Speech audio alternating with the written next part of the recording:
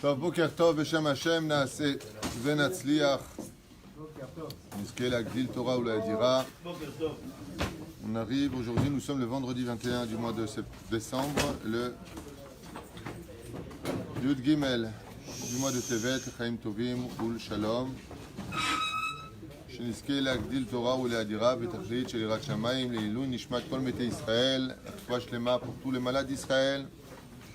Il est déjà 8h35, on va commencer directement le shiur avec le rabbi de Lubavitch sur ses commentaires de la paracha de la semaine, un shiur dédié tout particulièrement pour Reuven Haddad de Marseille et David. toute sa famille, Be'ezrat Hashem, Zchut HaRabbi Milubavitch, Tagen Aleinu Ve'alechem, Lechaim Tovim Ul Shalom, Amen. Voilà. אז נראה קצת ביחד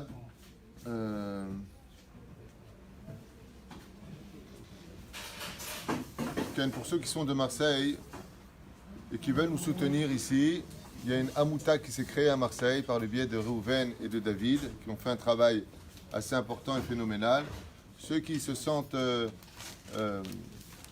vouloir en tout cas avoir un pied en Israël, participer à tout ce que nous faisons ici dans le domaine de la Torah, des mitzvot, Baruch Hashem, de Makolev, des pauvres dont on s'occupe, pour faire grandir la Torah en Eretz Israël, qui est d'un degré beaucoup plus supérieur que tous les autres degrés, pourront s'adresser à Reuven ou à David, à Marseille, au Ben Haddad, qui viendront même jusqu'à vous, s'il le faut, pour faire de Horat Keva, et vous recevrez un serfa pour les habitants de Marseille. Ceux qui nous suivent pourront aujourd'hui avoir le mérite, je dis bien le mérite, de nous faire de Horat Keva, pour que nous puissions maintenir la Torah ici, surtout qu'on va faire construire, si Dieu veut, un centre, même deux, avec l'aide d'Hachem, et plus encore pour s'occuper des autres synagogues dans les boutiques françaises.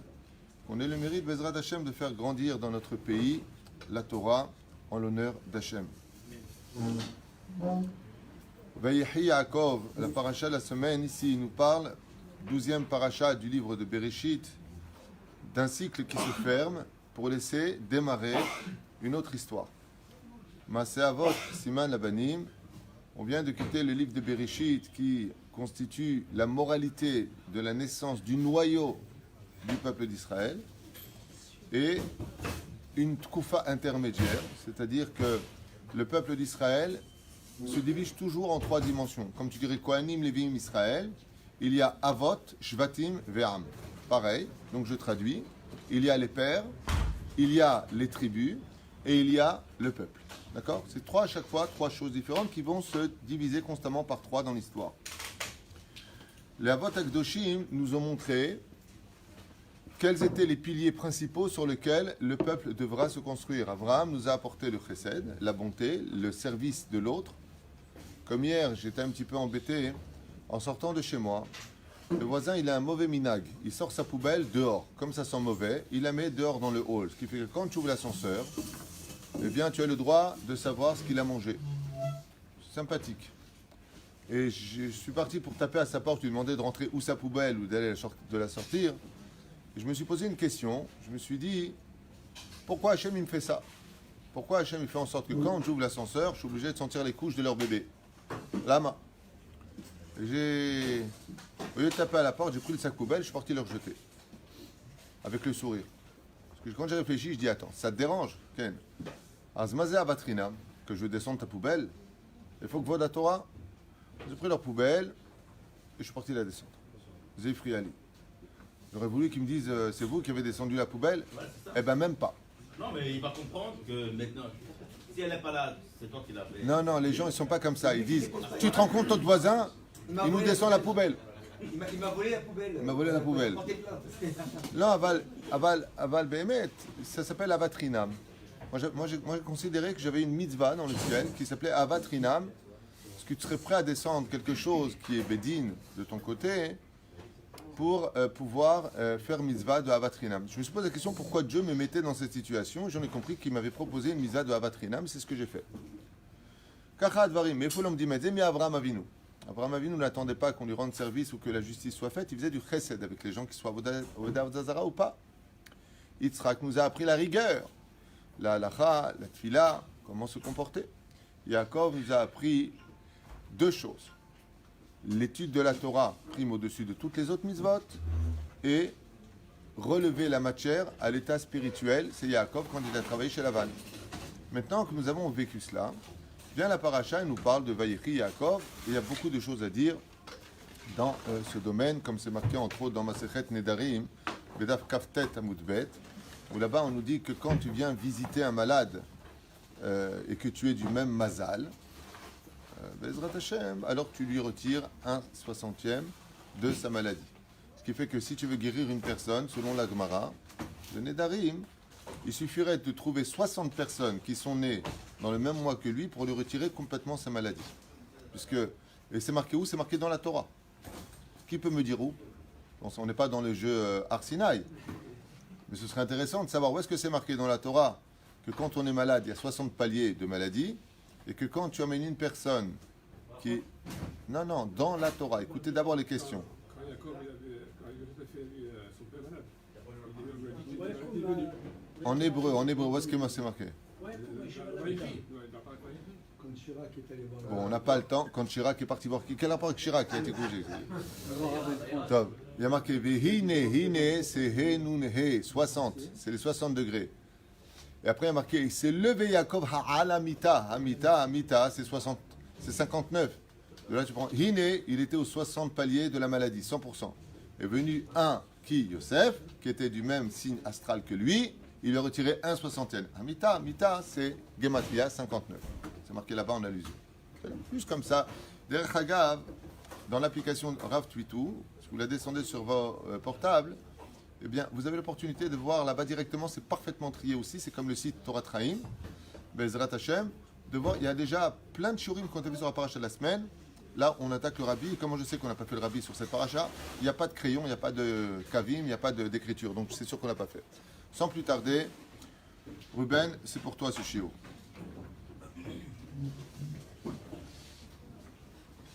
Vayechi Yaakov be'eretz Mitzrayim, il a vécu en Égypte. Juste avant, je m'étais posé une question, avant de commencer.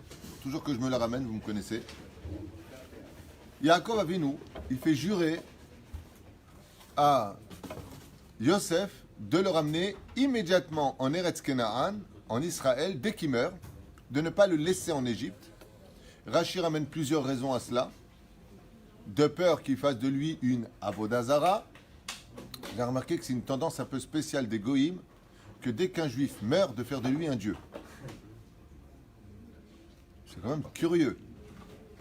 Les non-juifs nous adorent morts, et une fois, ils préfèrent qu'on soit mort pour faire de nous des dieux que vivants et de faire de nous des hommes.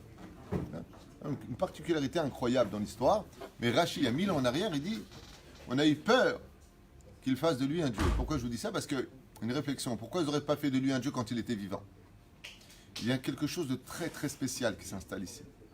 C'est que les goïms savent que mort, on peut plus aider encore les vivants que vivants. C'est un moussar eskel que j'ai appris de mon rab Rabbi Moshe Deri, car une fois je lui ai dit, mais quand vous partirez de ce monde, comment nous on va faire?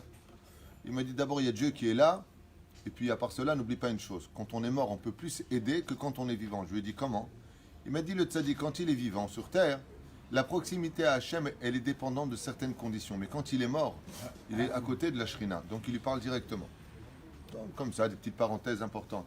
Alors la question que je m'étais posée ce matin, avant de venir prier avec vous, c'est comment se fait-il que Yaakov Avinu se fait enterrer dès qu'il meurt, tandis que Yosef demande lui aussi à se faire enterrer en Israël, seulement quand tout le monde va sortir? Une question que je me suis posée ce matin et j'ai eu la réponse. Vous avez une idée? Pour pouvoir traverser la mer. Peut-être qu'il avait, par le roi Hakodesh, il savait qu'il aurait besoin de lui pour traverser la mer. Et donc il fallait qu'il l'emmène au moment où il partirait, pas avant. C'est ça? presque. Tu as presque donné la réponse, comme tu n'as pas donné la réponse, tu sors. Et donc, eh bien c'est exactement ça. Yosef Hatzadik, il a fait Meoda Martha, je suis très très étonné que ça soit aussi rapide que ça, Kol HaKavod. Yosef Hatzadik, pourquoi il n'a pas demandé comme Yaakov Avinu à la Vachalom de sortir dès qu'il mourrait de l'Égypte et qui demande d'attendre les 210 ans d'esclavage pour sortir avec eux? Parce qu'ici il y a quelque chose de phénoménal à retenir et ceux qui sont en galoute doivent l'entendre plus que tout. Le Vadaï en Eretz Israël, mais surtout en galoute. C'est que la galoute, la clé de la Géoula, dépendra du Shomer Brit Mila. Et étant donné que Yosef Hatzadik était le gardien de la Brit Mila Sfirat à Yesod, il savait que les opposants spirituels, les Averot qui seraient faits de Zera Levatala dans l'assimilation de l'Égypte, ne pourraient pas les laisser partir s'il n'y a pas au moins un représentant de Shomer Brit Mila. Et donc s'il s'était fait enterrer dès qu'il serait mort, comment ils auraient pu sortir? Remarquez, ils ont apporté le haron de Yosef et la mer s'est ouverte. La mer, elle s'est ouverte pourquoi? Il dit « Elle est Ovda Avodazara, elle est Ovda Avodazara ». Il n'y a pas une plus grande Avodazara que celui qui est addict à quelque chose. Et malheureusement, la première chose sur laquelle on est addict dans ce monde, c'est la débauche. Qu'elle soit orale, la vulgarité, qu'elle soit physique, avec les actions. Et donc Yosef Hatzadik sait qu'il est la clé de la Géoula. Et pour nous, c'est un Moussar Eskel. Yaakov, lui, il retourne en Eretz Israël. Aval Yosef se doit de rester. Les Atzmot Yosef doivent de rester. Parce que quand quelqu'un est Shomer Brit Mila en France, il peut à lui tout seul sauver toute la ville dans laquelle il vit pour les Juifs. Asrut Shelo. Et tu vois ce qu'on apprend ça? Yosef, à lui tout seul, a sorti un peuple entier d'un pays. Donc quand un Juif, Bezrat Hashem, a l'opportunité de fauter avec la Brite, que ce soit seul, Chazve Shalom, que ce soit avec une non-juive, Chazve Shalom, que ce soit avec sa propre femme quand elle est Nida, Chazve Shalom, écoutez bien le message extraordinaire de nos sages. S'il s'abstient de fauter, qu'il sache que non seulement c'est un héros pour lui, mais il vient de sauver et d'être le passage de la Géoula à Eretz Israël parce qu'il a été Shomer Brit Mila. Mais ça, c'est la raison pour laquelle Yosef dit « Ne me sortez pas avant l'heure, laissez-moi sortir avec vous ». Et pourquoi? Il dit tout simplement parce que sans moi, vous ne pourrez pas sortir. Il y aura du Zera Levatala, il y aura des choses qui vont se faire et vous avez besoin d'une clé pour ouvrir la mer Rouge. Et c'est grâce au tombeau de Yosef que nous sommes passés dans la mer Rouge. Vayanos, Gzera Shava, disent les Chachamim. Marqué Vayanos, Anayam, la mer s'est retirée. Et Vayanos, on le retrouve où? Pour Yosef, quand il était face à la femme de Poutifera, où il aurait pu fauter. Elle est venue avec la Stagninout, elle est venue en disant, tu sais, j'ai vu dans les étoiles, les chemins, toi et moi, on doit avoir un enfant. Elle parlait d'Osnat, qui était une fille adoptée. Ouais. Et là, la fille, elle était très belle, il n'y avait personne. Allez, tu feras tchouva. Yosef Hatzadik, qui dit non. Vayanos mina heder. Il savait que lui était la clé de la Géoula, très souvent. Une petite action de rien du tout à nos yeux, en disant, bon, j'aurais pu fauter, je ne l'ai pas fait. En réalité, tu viens de sauver non seulement ta vie, non seulement ton monde futur, mais toi, tu peux carrément apporter la Géoula à l'échelle de ton quartier, de ta ville ou même de ton pays. Zeakdusha Aïlaït de Yosef Hatzadik. Il y a d'autres raisons à cela. Alpisod, Yosef c'est le juif de Galout, Yaakov c'est le juif d'Eretz Israël. C'est pour ça qu'il y a marqué Israël dans le texte. Et lui dit non, moi je retourne là-bas. Tandis que Yosef va engendrer Ephraïm, c'est le côté Galout de l'histoire. C'est un non-sujet pour lui-même. C'est le juif de la Galoute. Il a beaucoup de mal à quitter la Galoute jusqu'à ce qu'il arrive à la dernière limite, les ossements de Yosef. Il y a des gens qui sont particulièrement attachés à la Galoute, des tzadikim, okay, il y en a. Et leur histoire est tout simplement qu'ils sont attachés aux nitzot qui se trouvent dans le domaine de la Galoute. Et eux, ils ont du mal vraiment à revenir en Eretz Israël. Ils ne veulent revenir que quand ils sont morts. C'est le cas de Yosef.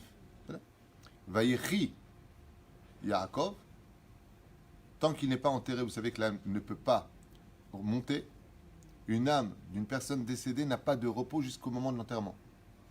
Quelqu'un m'a envoyé un message hier, il m'a dit, je crois à Jérusalem, je ne sais pas où, ils veulent attendre que la famille arrive des quatre coins de la terre pour venir à l'enterrement. C'est de l'égoïsme. Ouais, quoi, alors je ne viens pas à l'enterrement, mon père, ma mère. C'est de l'égoïsme. Si tu aimes tes parents, si tu sais comment ça se passe, enterre-le, tu iras après. Enterre-le vite. Chaque seconde en dehors du corps quand on est mort, c'est une éternité de souffrance. Vous vous rendez pas compte. À Jérusalem, la Chevra Kadisha n'attend personne. Je l'ai assisté à ça de mes propres yeux pour le beau-père de mon frère. Ils étaient sur la route de l'aéroport. La Chevra Kadisha a poussé tout le monde, sont partis l'enterrer. Vous venez pas. Vous ne savez pas ce qui se passe. Assour, les Hamtin, on n'attend pas pour ce genre de choses. Mais bon, les gens font passer les sentiments du cœur avant la connaissance des choses. Voilà, c'est Shem Yazor. Omer Arabi Milubavitch Zecher Tzadik Vekadosh Livracha. Parashatenu niftacha bepasuk vayichi Yaakov beretz Mitzrayim sheva esrei shana. Combien de temps il a vécu là-bas? On me rappelle le Baal HaTurim. Vayichi, c'est Gematria 34. Pourquoi 34? Pour t'enseigner que les plus belles années de Yaakov Avinu ont été les 17 ans qu'il a vécu avec Yaakov à étudier la Torah. Youssef. Avec Yosef, pardon, Yaakov, il a vécu avec Yosef 17 ans. Et encore les 17 années où il les a vécu près de lui en Égypte, puisqu'il est arrivé à l'âge de 130 ans et que Yaakov Avinu décède à l'âge de 147 ans. Donc, Vayechi, quelles furent les années de vie, celles où il a vu un fils, alors qu'il en avait d'autres. Réponse, quand tu vois un fils qui marche sur tes pas à toi, ça te donne la vie. On ne fait pas de préférence, mais quand, par exemple, imaginez, je vous donne un petit exemple, vous allez me dire ce que vous en pensez. À l'échelle spirituelle, un Rosh Yeshiva, il a 10 enfants. Il y en a un seul qui va sur vraiment le chemin de son père, sur la façon de diriger la yeshiva, qui s'inquiète que les élèves ne manquent de rien. Il est plus digne que les autres de prendre les rênes après la mort du père. De qui va être le plus proche, le père, de façon naturelle? Celui qui perpétue son œuvre. Toujours. C'est pas qu'il aime moins les autres, Chas v'shalom, mais c'est qu'il va vivre à travers celui qui perpétue son œuvre. Zevarim Brourim. C'est le cas de Yosef. Mais vous avez dit en plus la dernière fois que si on a des enfants, et même que c'est pas l'aîné, c'est le seul qui est très bien dans la Torah, c'est comme si c'était lui l'aîné. C'est ce que vous avez dit. C'est encore autre chose, effectivement. L'aîné peut perdre son droit d'aînesse, c'est d'ailleurs le sujet du Sod HaChashmal sur la Parashat Vayechi. Réhouven perd son droit d'aînesse pour le donner à Yosef Hatzadik, exactement, d'accord? Parce qu'en réalité, des réalités, la justice s'est faite parce que le premier qui aurait dû naître, c'est qui? Ben, c'est Yosef. Parce que Yaakov, il est parti avec Rachel dans sa tête alors qu'ils l'ont trompé, ils ont mis Léa, d'accord? Aval, le droit d'aînesse peut se perdre spirituellement car c'est le Chacham qui a acheté son droit d'aînesse par la Zikna. Zikna en hébreu veut dire deux choses, vieillesse ou Chochma, l'intelligence. Par exemple, tu as un fils, on va prendre les Dalton. Tu as Avrel, Brel, d'accord? Alors c'est le plus grand, on va dire que c'est l'aîné. Mais tu as le troisième ou le quatrième, en général le troisième enfant, il est toujours particulier dans le judaïsme. Vous vérifierez, tous les enfants numéro 3 sont toujours particuliers. Abraham, Yitzhak, Yaakov, qui est le préféré de Dieu? Yaakov. Myriam, Aaron, Moshe. Toujours le troisième. C'est vrai? Le troisième, j'ai pas dit que c'était le meilleur. C'est vrai?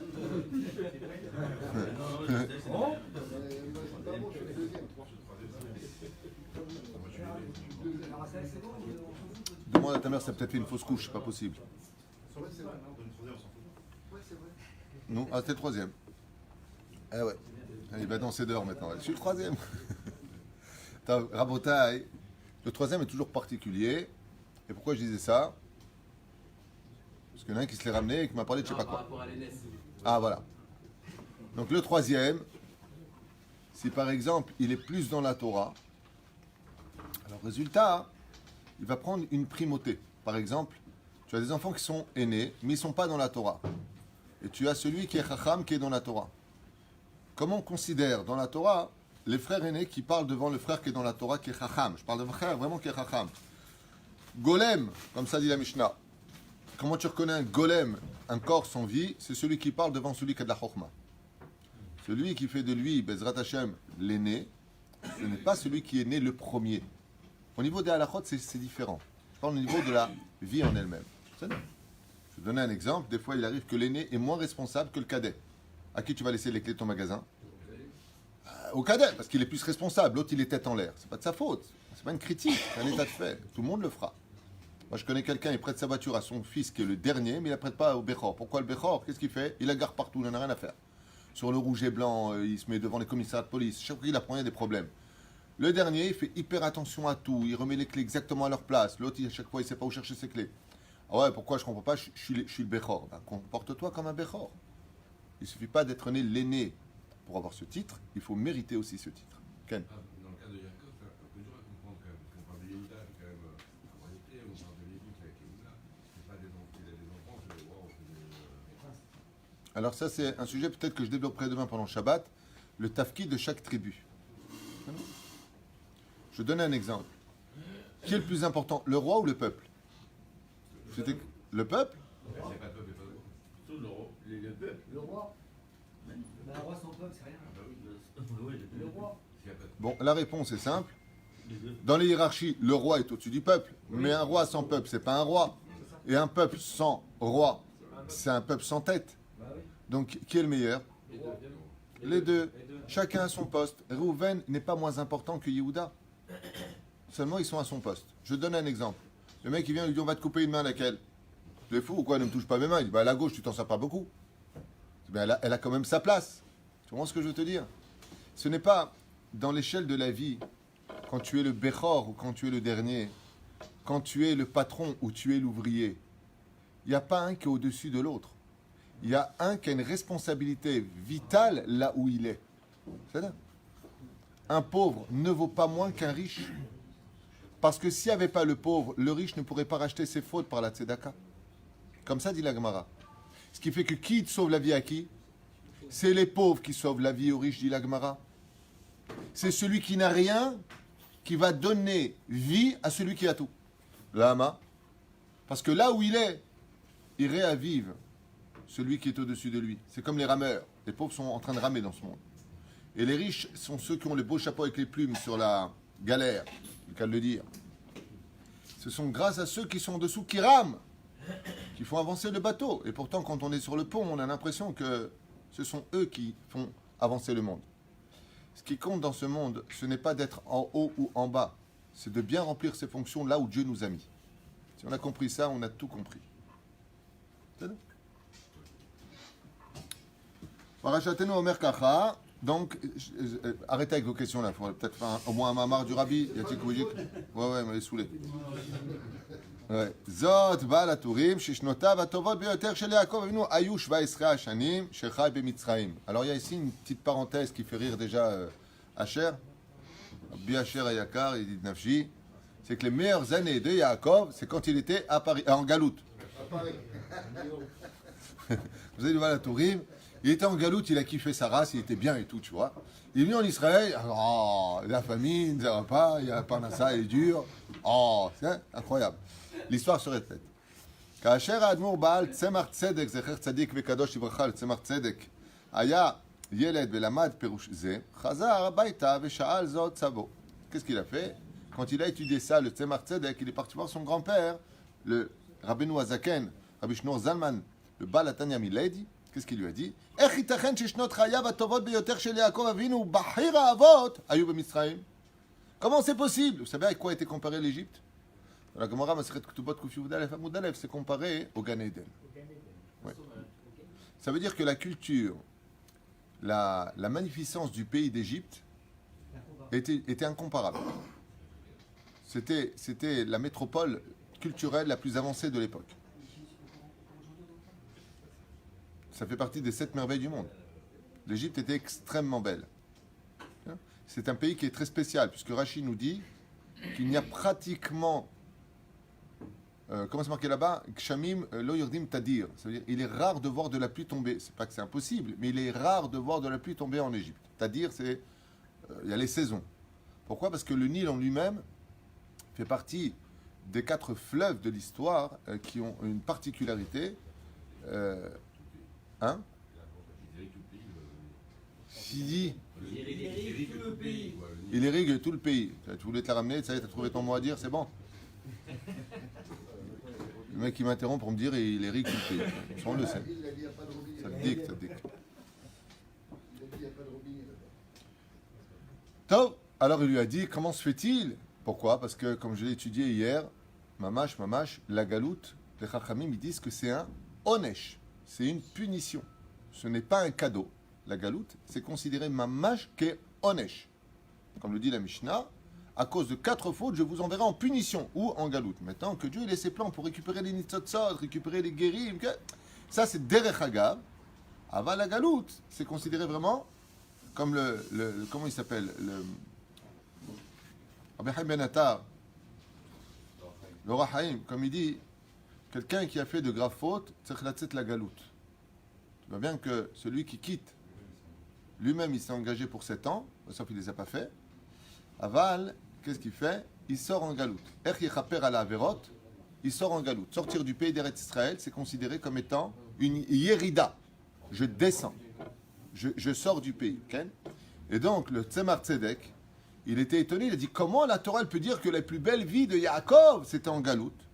Analo Rabbi Shilifne, Yiridato le Mitzrayim, Shalach Yaakov et Yehuda le Orot le Fanav, Shuro Chaza le Atkin Lot Bet Talmud. Il dit, je vais te dire pourquoi. Il lui a répondu le Baal HaTanya. Il lui a dit, parce que Yaakov Avinu, avant de descendre en Égypte, il a dit, dans quelle terre nous allons nous installer? Il lui a dit à Goshen. Goshen, elle avait une particularité. Ça a été un cadeau qui a été donné de Pharaon lui-même à Sarah pour lui demander pardon de l'avoir enfermée. Sarah, qu'est-ce qu'elle a fait avant de partir? Elle est partie à Goshen, explique les Chachamim, Vekitcha et Amakom. Elle a sanctifié les lieux. Qu'est-ce que fait Yehuda? Il part là-bas, et avant de construire la maison de Yaakov Avinu, il construit d'abord un Beth Midrash. Et un Beth Midrash, ça a une particularité. Selon certains parshanim, certains commentateurs, quand on est en galoute, il y a une façon d'être en Eretz Israël. C'est dès que tu rentres dans un Beth Midrash. J'ai pas lu ça. Okay. Ça, c'est le Gaon de Vina qui explique ça. Mais là, ce que je te dis, c'est ce que j'ai lu Mamash, c'est le Beth Midrash. Quand tu rentres dans une bête à Knesset, ça s'appelle Migdash Mouat, c'est comme si tu es déporté quelque part en Eretz Israël. Le Zohar, il donne une autre façon d'être en Eretz Israël. Be'adia. Mamash Be'adia. Il dit, c'est celui qui est en galoute et qui soutient Oulel Moshe, qui soutient le Rav Tuitou, comment on dit, la Torah d'Eretz Israël. Ça, c'est le Zohar, mais Forash. Vous le retrouverez d'ailleurs dans Me'am Loez, en hébreu, dans la paracha d'Aïchi. Tout celui qui soutient la Torah en Eretz Israël, ouais, est considéré selon le Chida, qui le ramène au nom du Zohar d'Erech Hagav, comme si qu'il était lui-même en Eretz Israël. Ça veut dire qu'il justifie le pourquoi il est en galoute. Parce qu'il soutient la Torah d'Eretz Israël. Ce qui fait que d'aider un kollel en galoute, c'est une tzedaka. D'aider un kollel en Eretz Israël, c'est un devoir. C'est pas la même chose. Comme ça dit le Chida, ce n'est pas une tzedaka, c'est une obligation. Ayan ba contraste du Chida Kadosh, c'est marqué là-bas. Vous le retrouverez en français aussi dans sa biographie. Shete Esham Torah, Shelomdim Torah, Mitkarvim el Hashem ve'icholim lichyot chaim amitiyim gam bemitzrayim arvot haaretz. Alors il dit ici, si un juif Behemet, il vit sa Torah à un très haut niveau, a dit le Baal HaTanya, à son époque, parce qu'il n'y avait pas encore Eretz Israël qu'on a aujourd'hui, bien sûr. On parlait à l'époque où ici il y avait des lions, des choses comme ça. Il dit malgré tout, là-bas il y avait la famine à l'époque de Yaakov. Okay? Il y avait la famine. Il dit Bevadaï que si tu vas maintenant en galoute, ce sera plus facile. Comme dit le Zohar. Comment s'appellent les juifs en galoute? Vous savez comment on appelle un juif en galoute? Des malachim. Et les malachim, ils vivent où? Quel est le support des malachim? C'est les nuages. C'est pour cela que quand on était dans le désert en galoute, on était dans les nuages. Et on avait une nourriture qui appartenait aux anges, la manne, qui vient du Gan Eden. Et c'est pour ça qu'ils n'ont pas voulu rentrer en Eretz Israël. Ils ont dit, on était mieux dedans là-bas, on pouvait étudier la Torah mieux dans les nuages. Et Dieu leur a répondu, mais je veux pas des anges, je veux des hommes. Et quand est-ce qu'on est un homme? Quand on vient en Eretz Israël. D'ailleurs, quand quelqu'un ne veut pas se battre, qu'est-ce qu'on lui dit? T'es pas un homme. Non. Le combat en Eretz Israël, pour ceux qui disent c'est dur Eretz Israël, parce que le combat il s'adresse au niveau des hommes. Ici, il faut être un homme. Ken. Pourquoi la halakha, elle autorise un homme à aller en galoute pour étudier la Torah? Si justement, si Dieu ne veut pas ça. J'aimerais bien qu'on finisse les phrases. Vous savez, c'est un problème de virgule. La Torah nous permet de sortir pour 3 raisons d'Eretz Israël. Aller étudier chez son Rav la Torah, chercher une Kala ou pour sa Parnassa. Mais dans quelles conditions c'est marqué? Avec une date de retour. Habibi. C'est-à-dire, je vais et je reviens. Et la Gemara ne va pas hésiter à nous dire, ils sont allés, mais quand ils ont quitté Eretz Israël pour aller étudier la Torah en Babylonie, où il y avait les Chachamim, qu'est-ce qu'ils ont fait? Non, ils se sont jetés à l'eau, ils ont nagé de toute leur force, ils ont pleuré sur le sable d'Eretz Israël en disant comment on a pu te laisser tomber, toi, Eretz Israël. Ça, c'est la suite de la Gemara. Et je ne sais pas pourquoi les gens, ils aiment bien s'arrêter là où ils veulent et disent, t'as vu? Non, il y a une suite. Le point, il n'est pas là, il est plus loin. Toula Michel. Faire encore insulter.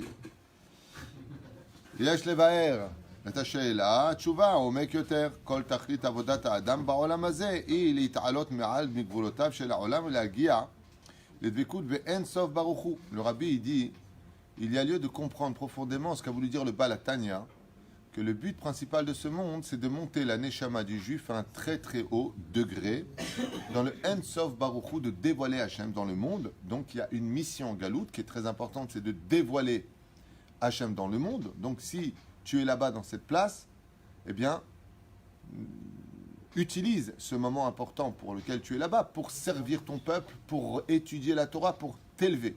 C'est-à-dire, Mitzrayim et Samelet est à Efer HaGamour. Et on peut dire que pourquoi Yaakov Avinu, il était bien là-bas.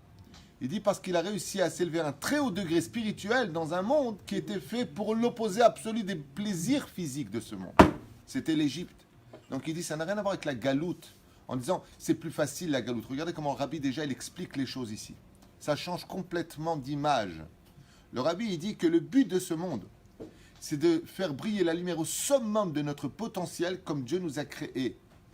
Donc quand tu es dans le pays opposé à cela, comme l'Égypte qui était Shtufazima, qui était imbibée de débauche, c'est pour ça que ça a été de très belles années.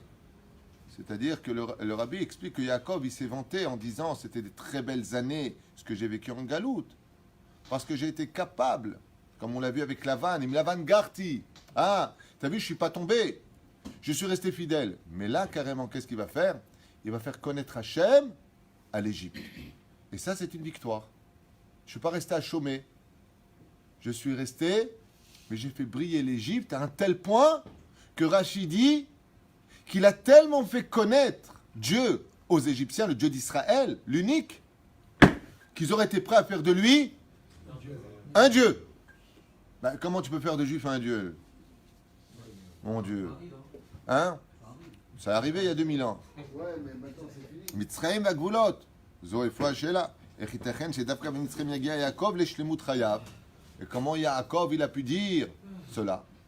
Écoutez bien, la suite elle est merveilleuse. Yaakov Avinu, quand il était en Eretz Israël, comment dit la Torah? Ishtam Yoshev Ohalim. C'est un homme qui en Eretz Israël était assis en train d'étudier la Torah dans la yeshiva. Est-ce qu'il a réussi à s'élever ici? Oui. Ensuite, il est parti dans le domaine de la colère, là où il y avait du moussard. Il est parti chercher sa femme, il y avait de la morale. Ah, il est parti chez Lavan, là-bas ça s'appelle Haran. Vehara Afashem, dit le Zohar. L'endroit de la colère. Est-ce qu'il est resté fidèle à Dieu? Oui. Bravo. Maintenant, il y a un troisième ring. Et si je t'emmène dans la débauche la plus totale, comme Las Vegas, je t'emmène en Égypte. Et là, c'est le troisième round de Yaakov. Et là-bas, il va faire connaître Dieu à des gens qui n'avaient que pour Dieu la sexualité. Et il réussit. Qu'est-ce qu'il dit? Game over. J'ai gagné mes 3 combats. J'ai été capable d'être un tzaddik en Eretz Israël. J'ai été capable d'être un tzaddik dans un endroit où la colère. Aseret Monim, combien de fois tu m'as changé mes conditions? Combien de fois un mec il vient, il te fait un contrat, il te rechange, après il te rechange, après il te rechange. 1000 fois, qu'est-ce que tu fais? Tu lui pètes la tête. Yaakov, pas une fois il s'énerve. Pas une fois il s'énerve. Il dit je suis resté fidèle. J'ai vu Dieu derrière chaque événement. Waouh! Il arrive maintenant en Égypte, endroit de débauche. Non seulement la débauche n'a pas influencé sur lui, mais c'est lui qui a influencé sa lumière sur eux. Il dit Arshav itzlachti. Comme ça explique notre saint et vénéré Rabbi de Lubavitch. Donc ça n'a plus rien à voir enfin de dire qu'il a trouvé un endroit sympathique pour étudier la Torah en galoute, donc c'était mieux qu'en Eretz Israël. C'est pas ça du tout le message. Il dit il faut l'itbonen. Qu'est-ce que tu veux dire? Que c'est mieux de vivre en galoute qu'en Eretz Israël? Chas v'shalom. Ki tachlit avodat adam ba'olam hazeh, le but il est italot me'al gvulotav shel ha'olam, de s'élever au-delà des frontières du monde, ou להגיע לדבקות באין סוף ברוך הוא et d'adhérer à Dieu. Mitzrayim et Samelet étaient à Efer HaGamour, tandis que l'Égypte représentait l'opposé total, de s'enfoncer dans la clipa. Metzarim Agvulot ne dit pas l'Égypte, mais dit les frontières de l'Égypte qui te réduisaient à avoir un petit cerveau. Et donc le rabbi il dit comment on peut dire que Yaakov est arrivé au summum Vayichi Yaakov en Égypte. Al-Kar Ba'a Tshuva, Shekasher Kshurim et à Torah.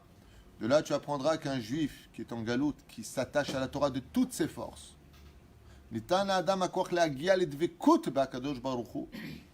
Et bien entendu, comme l'enseigne la chassidoute qui fait de la hitbodedout, vous savez qu'il est impératif de parler tous les jours avec Dieu comme un fils qui parle avec son père, tous les jours, dans la voiture.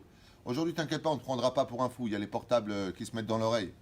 Tu vois plein de gens qui parlent dans la rue tout seuls, non, ils ont un petit truc comme Spock, ils parlent avec des gens. Même là-bas, שכן התורה בהיותה משרשת הקדוש ברוך הוא, מושרת, סליחה, והקדוש ברוך הוא בכבודו בעצמו, car même הקדוש ברוך הוא remplit la galoute de son כבוד. יש בה כוח אין סופי בלתי מוגבל, ולכן היא גוברת על כל המגבלות של מצרים, עד שיש בכוחה לפעול, ודווקא במצרים יגיע יהודי לשלמות העליונה ביותר. Il est évident que quand tu vas vivre dans un endroit où la clipa est le Dieu principal et que tu arrives à briser cette clipa et de faire vivre la lumière, tu atteins un summum de shlemut. Et pourquoi? Il dit parce que malgré tout, Eretz Israël a été fait spécialement pourquoi? Pour y étudier la Torah et pour construire un pays pour Dieu. Et on y arrive grâce à Dieu. Grâce à Dieu, il n'y a pas un endroit où il n'y a pas de la Torah. Nos appartements coûtent plus cher qu'en France aujourd'hui. Baruch Hashem, il y a de tout en Israël. Vous allez au supermarché, vos yeux ils s'écarquillent tellement. Il y a des kilomètres de yaourts, des kilomètres de fruits magnifiques. On manque de rien. On a juste un peu plus d'oseille. Arrêtez de vous plaindre. Vous avez tous le bide dehors un coup. Tu sais, le mec, il est tout maigre. Il fait 30 kilos. Il dit ça, je comprends. Quand le hadith me regarde comme ça, il dit ouais, plus d'oseille. Faites un régime, faites.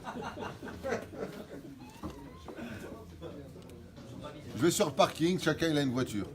Je vais chez vous à la maison, Bliaïnara, tout le frigidaire il est plein. De quoi vous vous plaignez? Tout le temps en train de... Vous voulez aller vivre à Saint-Denis? Bon alors, Cheket. Tu vas aller vivre à la Canebière? Territoire occupé, hein?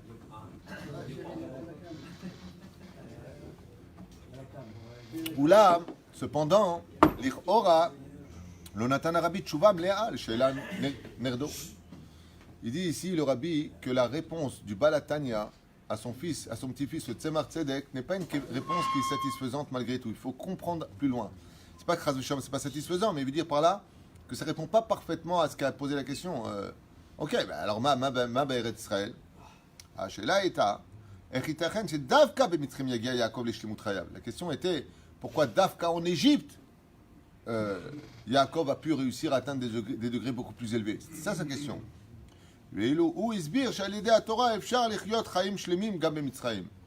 dit le Balatania, ce qu'il a répondu, c'est que grâce à l'étude de la Torah, tu peux arriver à une très belle vie en galoute. Mais ce n'était pas ce qu'il a posé comme question. Lui, c'était Dafka, pourquoi en Égypte? Moi, je me suis permis de répondre à la place du Balatania en vous disant que c'est quand tu vas à l'opposé d'une chose et que tu brises la chose pour y faire apparaître ton identité que tu atteins le summum. Quand on lit ça, on peut comprendre pourquoi le rabbi était à New York. Brooklyn particulièrement. Summum du dieu dollar. Wall Street. Le rabbi, il est parti dans un contexte où le seul dieu aux États-Unis, vous savez qu'aux États-Unis, c'est très spécial la politique. Ils sont restés au niveau capitaliste. Quelqu'un qui n'a pas d'argent, ça ne soit pas à côté de quelqu'un qui a de l'argent aux États-Unis. T'as pas d'argent, t'es rien aux États-Unis. On te met de côté. Le dollar, il y est marqué, je crois en Dieu. Dans le dollar, il y a marqué effectivement je crois en Dieu. Il parle du dollar. Le dollar, c'est Dieu lui-même. Gematria Amalek. Top. Ben voilà, la réponse que je vous ai donnée. Allô? Je vais te la ramener, écoute. La réponse que moi je vous ai apportée, c'est exactement la réponse du Rabbi Lubavitch. Et il le dit plus loin. Aesber ou Sheze kocha shel afichat hachoshech leor. La shlemut a été de renverser l'obscurité en lumière. C'est vrai que quand on voit ce qu'a fait le Rabbi Lubavitch à New York, et que pendant toutes ces années du monde entier, les gens allaient à New York pour rencontrer des réponses à éclaircir l'obscurité de nos questions, c'est exactement la même chose. Et ce qu'a voulu dire le Balatania, c'est ce que je vous ai expliqué. D'être capable de descendre au plus profond de l'obscurité. Donc, qui était plus profond que Eretz Israël à cette époque? L'Égypte était l'obscurité absolue. Tellement elle nous aveuglait. De par sa beauté, un peu comme la Grèce. Et de par sa culture, où tout était beau. Ouais. Tout était démoniaque. Vous savez que à cette époque, les démons surveillaient eux-mêmes les frontières de l'Égypte. Vous les voyez dans les hiéroglyphes, vous savez, les dessins en Égypte. Vous voyez des hommes avec des têtes de chiens. Vous avez remarqué ça? Qu'est-ce qui ressemble à un homme et qui a une tête de chien? Réponse, les démons. Parce que vous voyez les hommes chiens. Les chiens n'ont pas aboyé. On ne parle pas de chiens de toutou. On parle des démons qui ont des têtes de chiens. C'est pour ça que vous voyez des hommes avec des têtes de chiens comme ça sur le côté. C'était une représentation des Shindalet. Comme ça dit la Torah, pas les historiens, ce qu'eux ils disent qu'ils se l'avalent pour eux. Je parle de Torah. Chez nous, c'est là. Mi-homme, mi-chien, c'est des démons. Pourquoi on dit qu'ils ont été identifiés après plus tard parce qu'ils n'ont pas voyé lorsqu'ils sont sortis? Parce que si c'était des chiens, c'était pas vraiment des chiens. Parce que dans la Torah, il y a 4 niveaux qu'on appelle le pardes. Et le premier, c'est le pshat. Pshat, c'est pshat. Ces chiens-là vont être utilisés comme une arme fatale par tous ceux qui seront les ennemis de la Torah. Quand tu prends des gens de la Shoah et que tu leur poses la question qu'est-ce qui faisait le plus sport dans les camps de concentration, ils te disaient c'est les chiens. Les Allemands, Imachemam Vezichram, avaient un jeu particulier, c'était de prendre des enfants juifs sur une distance de 100 mètres, de les laisser courir et de lâcher les bergers allemands dévorer le bébé. Ils adoraient lâcher la laisse pour qu'ils mordent les femmes et leur déchirent les habits. Hachem Ishmor Verachem. ההסבר הוא שזה כוחה של הפיכת החושך לאור, שאז מגיעים ליתרון מיוחד, יתרון האור מן החושך. Et ça, c'est un but en lui-même d'être capable de renverser l'obscurité en lumière. Et quand un juif y arrive, il est arrivé au summum de son potentiel. D'être capable d'être de la lumière là où tout est obscur. יתרונו של האור שבא דווקא מהפיכת החושך לאור כאשר יהודי נשאר דבק בקדוש ברוך הוא בהיותו במצרים. Et דווקא où se trouvait l'Égypte? Dans le summum de la culture la plus obscure. Là où tout marchait selon les mazalotes, les démons, la débauche, le fait de prendre la femme de l'un et de l'autre. Et d'être là-bas, resté fidèle à Dieu, au point de faire tchouva à ceux qui étaient dans l'obscurité. Ça, c'est un combat, par contre, qui fait de l'homme un homme shalem. C'est pour ça que Yaakov en Égypte, tu t'appelais bizarrement comment? Israël. Mais Israël, c'est le Dieu d'Israël. Yaakov, c'est le Dieu de la galoute. Quand tu es en galoute et que tu as réussi à rester fidèle à Hachem, tu as réussi à être une lumière pour les autres, à réaviver la neshama, même des goïms, comme l'avait fait le Rabbi Lubavitch, alors tu es un homme shalem. Vaïvga bamakom, c'est Yerushalem qui vient à toi. Yerushalem. C'est pour ça que les Chachamim disent quand tu vas en galoute voir un très grand tzaddik, c'est comme si que tu vas au kotel. J'avais lu un livre comme ça qui disait que, je ne me rappelle plus dans quoi c'était marqué, que d'aller voir un très très très grand tzaddik. Rabbi Nachman le dit d'ailleurs lui-même, celui qui vient à moi, il sort d'Eretz Israël. Il avait marqué dans un coup de trash, je sais pas où j'ai lu ça, que celui qui vient jusqu'à moi c'est Keilou Nimtsa Beretz Israël, un truc comme ça, je ne me rappelle plus. Il dit Eretz Israël, c'est une lumière. C'est Eretz Israël qui est me'alé au train. C'est Eretz Israël qui te fait monter. Celui qui vit en Israël, il équivaut à 613 mitzvot de la Torah. Mais il existe un degré aussi qu'on doit atteindre, et Yaakov a fait les 3 degrés. Eretz Israël, il est resté fidèle à Dieu. Dans les endroits de la colère, Haran, il est resté fidèle à Dieu. Dans le summum de l'obscurité culturelle, il est resté fidèle à Dieu. Yaakov be'eretz Mitzrayim. Comme ça explique le Rabbi. C'est en cela qu'il s'est vanté et qu'on ne vienne pas comprendre que, tu te rends compte, les meilleures années, c'était quoi? C'était quand il était en galoute. Pas du tout. C'est pas du tout le message du Rabbi Lubavitch. Pas du tout. Allez. Question Henri. Vous expliquez bien. J'explique rien, moi je suis un perroquet. J'ai eu la chance de comprendre la réponse. C'est marrant parce que j'ai pas lu ça avant de vous le lire. La réponse du Balatania moi-même ne m'avait pas satisfait dans le sens où j'avais compris ce qu'il avait marqué, j'ai rien dit, j'ai continué. Sauf le Rabbi dit, il répond pas vraiment, donc j'étais content. La réponse que je vous avais avancée, c'est la réponse qu'il donne. Donc ça veut dire que j'ai une initiata d'Ishmaïa, pas que je suis intelligent, mais que Dieu m'accompagne dans ma lecture. Baruch Hashem. Zachiti. Tchouva beremez. Je finirai avec ça, pour au moins le premier paragraphe. Tchouva zonitna liyeled beremez bilvad de l'obem forash. Ceci a été donné en allusion à un enfant, mais pas de façon explicite. Qu'est-ce qu'il veut dire par là? Chacun kasher medubar bereshit achinour. Quand nous commençons l'éducation d'un enfant, en makom l'archov ala fichat rocher leor. On ne cherchera pas à renverser l'obscurité de l'enfant en lumière, parce qu'un enfant, vous savez qu'il est cueilli de serrara et qu'il fait que des bêtises en général. En général, il est égoïste, il est égocentrique, tout lui appartient, il veut, il attend pas, il crie, il pleure. Yelet tsarich la date, shechocher ou davara. Et un enfant doit savoir que l'obscurité, c'est quelque chose qui, à la base, est mauvais. Shetzarich ni malet ni pana, et qui doit s'éloigner de cela. Rak lachar sheu gadal, ou mitgaber. Seulement quand il va grandir et qu'il sera capable d'avoir les moyens de surmonter ses côtés obscurs. Ou l'omed, il va apprendre. Et on peut dire avad, ou va adam le makom sakana, va amad benisayon. Alors il risquerait de se trouver dans un endroit où il y a des risques pour lui de tomber, et il devra tenir sur cette épreuve. Et là, quand cet enfant va être capable, lui qui avait l'habitude de tout prendre, tout est à moi, on va lui apprendre que de voler ce qui ne t'appartient pas, c'est quelque chose de mauvais. Et là, il a l'opportunité, maintenant qu'il a grandi, de comprendre que voler, c'est mauvais. Il peut voler, il ne va pas le faire. Il dit, il va transformer son obscurité en lumière, parce qu'il n'a pas fauté.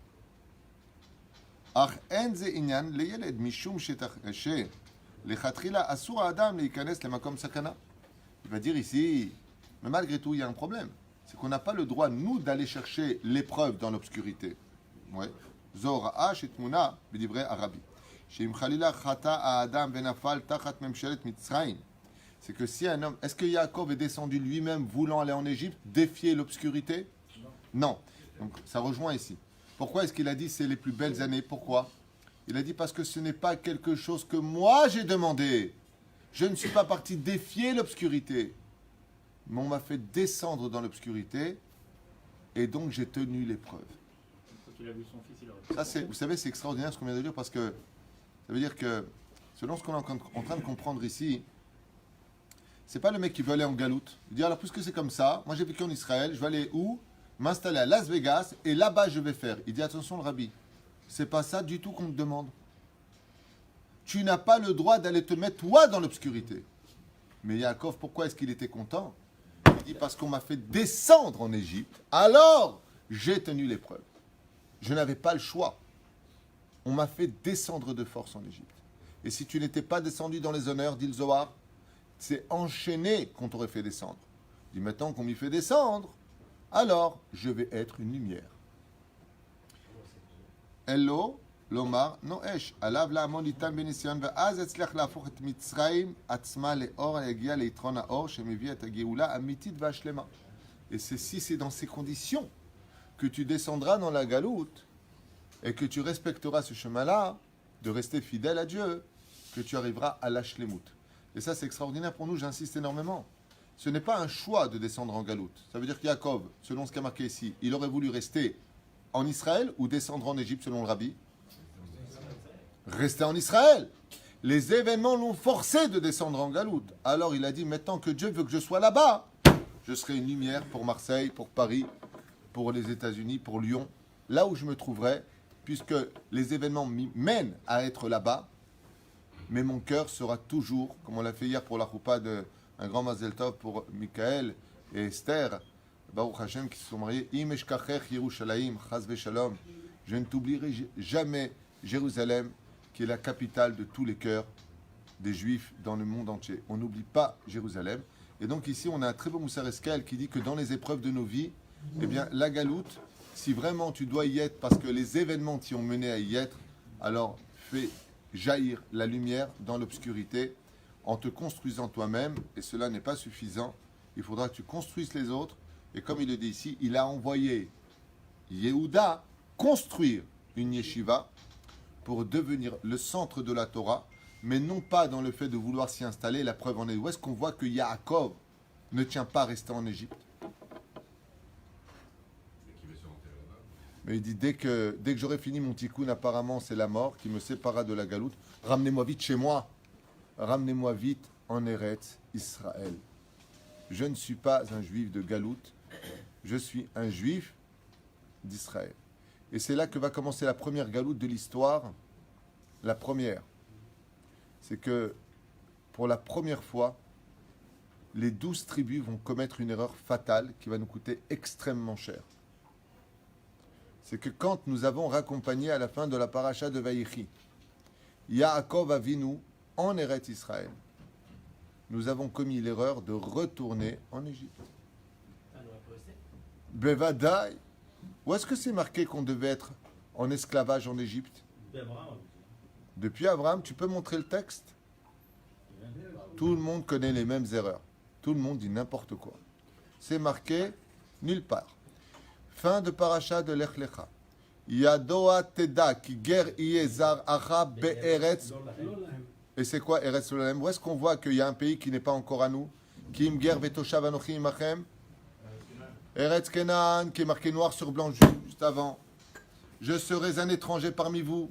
Be'eretz Lolahem. Tant que Dieu ne nous donnera pas cette terre de lui-même, la terre d'Eretz Kenan est appelée une terre qui ne nous appartient pas. C'est pour ça que Berena et Miti, où est-ce que je peux enterrer? Est-ce que je viens comme un Toshav ou est-ce que je viens comme un guerre?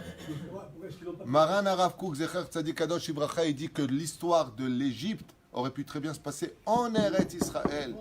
Et que les Avot, les Shvatim ont commis la première erreur dans la paracha de Vaïchi. C'est de retourner. Qui leur a dit de le faire? Où est-ce que c'est marqué que c'est en Égypte? Ça, c'est ce qu'on nous a mis dans la tête. Non, il y a marqué ici dans le paracha. Montre. Il y a marqué. Montre.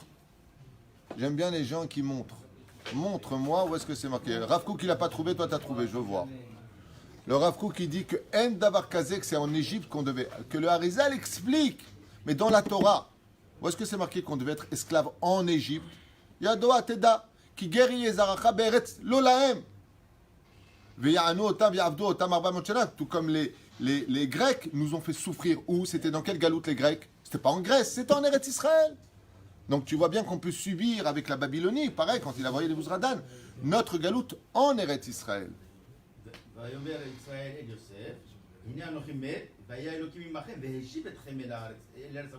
Nous, avant de mourir pour envoyer là-bas. C'est ce qu'il dit. Et c'est ça ta référence?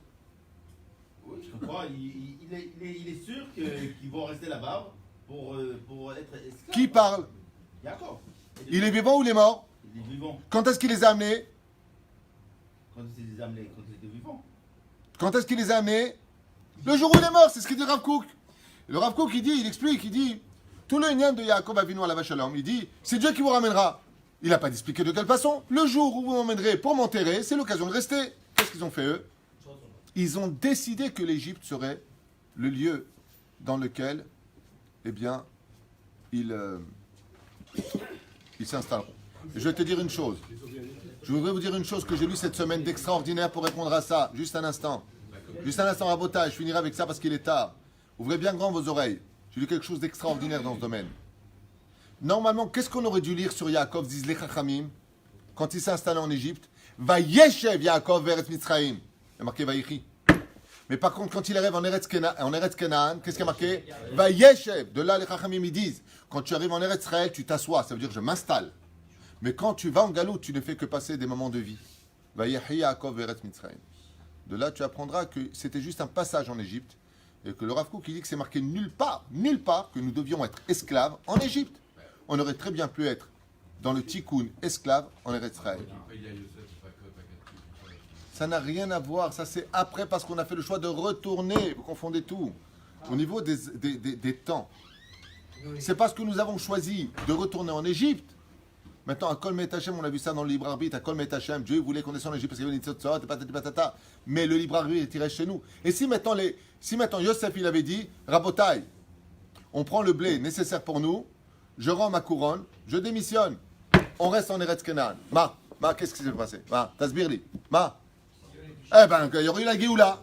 Non, on a commis une erreur. On est en Égypte.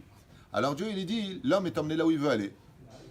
Alors si tu vas me dire, une fois j'ai posé la question à mon Rav, je vous parle de ça en 1989. J'avais posé la question à mon Rav sur ça. Et je lui ai dit, mais je ne comprends pas, comment on aurait pu revenir? C'est les Shiva du Machon Meir, on étudiait le Rav Kook à l'époque, et c'est lui qui avait expliqué ça, le Rav, dans les écrits du Rav Kook. Et je lui ai dit, mais comment? D'un côté, on a vu qu'on est descendu en Égypte pour les Nitzotzot, et on serait parti en Eretz Canaan. Il m'a répondu quelque chose de très mignon. J'ai vu ta main, moi aussi je mets du déodorant, 2 minutes. Il m'a répondu quelque chose de très beau. Il m'a dit, si en Égypte, on devait réveiller les Nitzotzot qui étaient dans la boue, en Israël, c'était des soleils qu'on aurait dû réveiller. Dieu n'a pas de problème géographique pour régler les problèmes. Il aurait suffi d'envoyer d'autres façons des juifs pauvres. L'erreur qui a été commise de ce que j'avais étudié en yeshiva à cette époque, c'est que quand tu regarderas demain le texte pendant la lecture, où est-ce que c'est marqué qu'on doit retourner en Égypte? Tu verras que c'est une décision qui vient des juifs eux-mêmes et que cette décision va nous apporter à subir des choses qui sont terribles parce que Dieu n'est pas limité sur les domaines géographiques. Il fait ce qu'il veut. Et la preuve en est, nous sommes encore aujourd'hui, tant que Yerushalayim n'est pas reconstruite, le Beth Amikdash, en Eretz Israël, dans une galoute spirituelle. C'est pour ça qu'on dit à Pessah, les Shanaba, Yerushalayim à Benouya, Bonéya. C'est-à-dire reconstruire pour Hachem. Et pourtant, on est tous en Eretz Israël. Ken? Je pense, moi, que Jacob et aussi les frères de Yosef, ils sont retournés, si on peut dire, en Égypte, mais en fin de compte, ils ne sont pas retournés en Égypte. Ils sont retournés à Goshen, et Goshen, c'était à nous. Ça a été donné. Tu es en train de me dire, les Juifs sont retournés à Sarcelles, parce que Sarcelles, c'est à nous. Ah, qu'est-ce que parce que c'était donné à Sarah. Écoute, tu me fais du bon boulot. Il n'a pas été donné à Sarah. Baruch Adonai l'olam amen vamen. C'est le kashour, c'est le kashour. Shabbat shalom.